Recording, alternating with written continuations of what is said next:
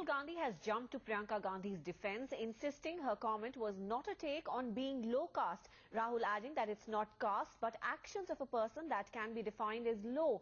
Moments later, BJP's prime ministerial nominee, while addressing a rally in Bihar, raked up the neat Rajniti comment to target the UPA government once again.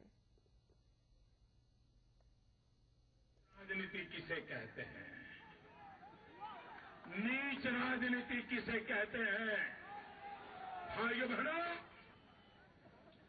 अनाज सड़ता हो, चूहे खाते हो और वो अनाज गरीबों को बांटने से दिल्ली सरकार मना कर दे, गरीब के बच्चे भूखे मरे, अनाज सड़ता रहे और बाद में वो अनाज 80 पैसे किलो के दाम से शराब बेचने वाली कंपनियों को बेच दिया जाए, ये नीच राजनीति है कि नहीं है?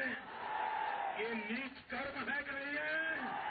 क्या भाइयों बहनों ऐसी नीच राजनीति को माफ करेंगे? ऐसे नीच कर्म को माफ करेंगे? मेरा फोकस लोकतंत्र को मजबूत करने का है। ज्यादा से ज्यादा लोगों को वोट देना चाहिए, महिलाओं को, युवाओं को, ये मेरा लक्ष्य है। अब वो जो कहते हैं, लेकिन जो नीच जाति के हैं इसलिए उनको टारगेट कर रही है गांधी फैमिली, इस पे आपका क्या कहना है? नीच कर्म होते हैं, नीच जाति नहीं होती, नीच कर्म होते हैं। आपको लगता है कि नीच सोच होती है? नहीं, नीच सोच होती है, गुस्से की सोच होती है, क्रोध की सोच होती है, नीच जात नहीं होती। Well, the political fight over that neat Rajniti comment is getting fiercer. The BJP accusing the Congress of making frivolous comments against its prime ministerial nominee, and the Congress hitting back with equal aggression.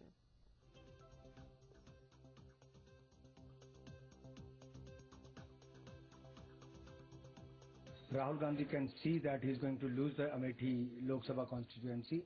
That is why they have stooped so low. Yesterday, Priyanka Gandhi ji has made such statements. Now today, Rahul Gandhi has made such statement. It clearly shows the frustration why they are feeling the pain of losing Amethi and the country.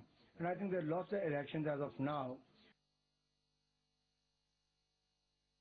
He has twisted the statement of Priyanka Gandhi ji. What she said is Modi is playing a niche Rajniti. It is a term always used. Don't use low-level politics. So niche Rajniti. He twisted that she has attacked his caste.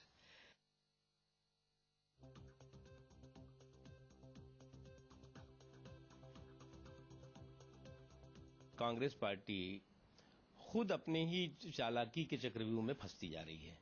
खुद अपना उनका जो चरित्र है उस चरित्र के चक्रव्यूह में फंस गई है।